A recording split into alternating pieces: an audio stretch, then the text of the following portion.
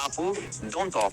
I am telling you. Yes. So our next niche is IPL news or cricket news. So friends, IPL is going on right now. This is a very great opportunity. So you have to edit IPL news and make a video. And yes, remember not to use the real video. You have to use only photos. See, your video will go viral if you do great editing. Many channels have been monetized in this IPL and are being monetized. So the next niche is our world affairs. In this niche, you can make videos on trending world news. For example, recently Arvind Kejriwal has been arrested in India, so you can make a video on this as well and get good views. The next niche is comedy videos. In this niche, you can download comedy reels from Instagram and compile them into a longer video. And let me tell you, comedy is the biggest niche which all types of viewers like to watch. Number 8 is facts. This niche is evergreen, but you shouldn't edit like old facts videos. Present the facts with completely professional editing and upload so that the video goes viral.